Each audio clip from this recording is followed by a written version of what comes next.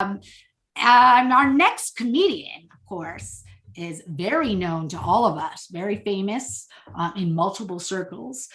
He is both a comedian, a producer of this show, and in his spare time, this is someone who's productive, in his spare time, he is a lawyer and works and does a lot of volunteer work as well. And here he is, Doug X, everyone, in front of a wonderful stage. Juggling. Oh, he's a juggler. I always forget that. Hey, everybody. Like Goldie said, I'm a lawyer, and that's going so well right now that I'm really working on juggling because I think that's where my career should head. Because, as a lawyer, one of my most lucrative areas of practice is suing landlords when they have slums and people are overpaying for their rent.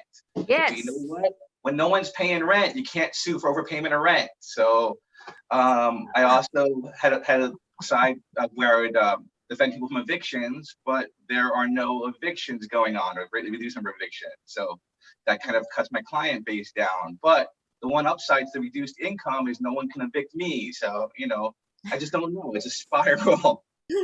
I also do criminal defense, including some domestic violence, which I figure with people being stuck quarantined together is going to be a growth market.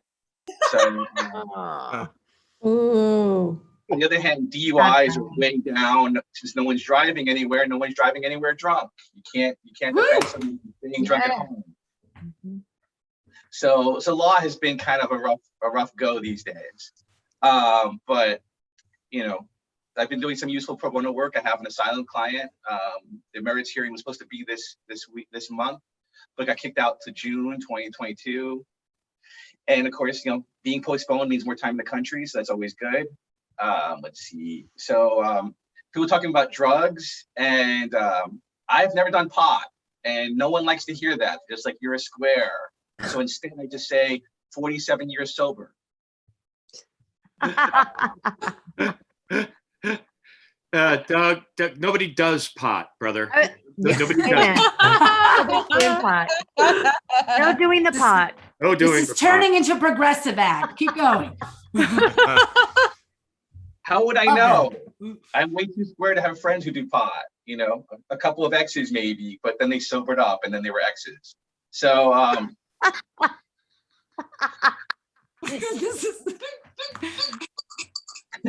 glad I'm using we hold for laugh break. I did do LSD because I thought like pot would just make you happier and have any interest in being happier. Because who wants to go down that road?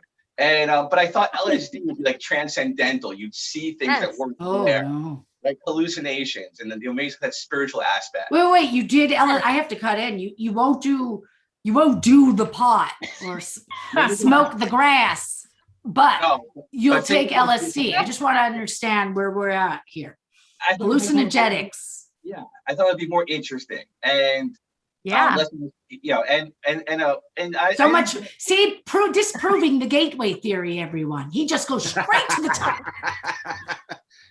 And the first time I did it, my friend Alex was kind of like fuck with me. He's like, bending off my head, like shaking his hands, and I'm like, I saw him start to grow horns and and like turn red. And I said, Alex, you're turning into a demon. Stop it. And I shoved him, and then he stopped because that worked for some reason. But that was my reaction.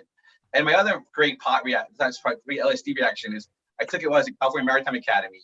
And I was walking around, my friends were playing Warhammer 40K because that's my friends, that's my crowd, tabletop war gaming. And I picked up one of the models and I said, like, it's a revelation.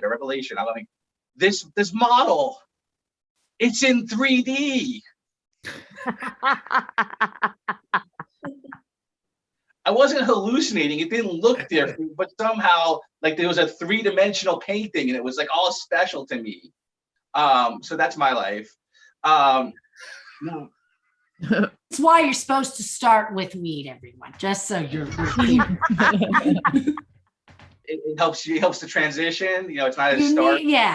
There's a transition, baby steps, but kudos. Build a bridge.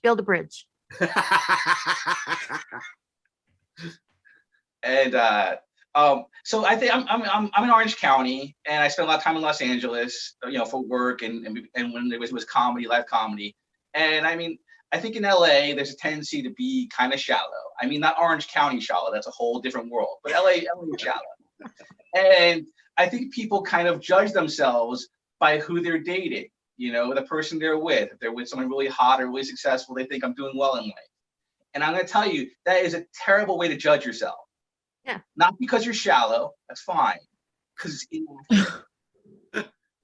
right? What? If you want to get an accurate picture of how you're doing in life, don't judge yourself by who you're dating. Judge yourself by whom they leave you for. Yes. If they leave you for some guy who just sold a screenplay, that's fine. You're punching your weight. All right. They leave you for a homeless drug dealer. You've got some self-examination. All right. You have got some work to do. Full disclosure, I've been left for a homeless drug dealer. You sure they were homeless? Because, just They're a drug dealer. Now, some get money. more full disclosure. I've been left twice for a homeless drug dealer.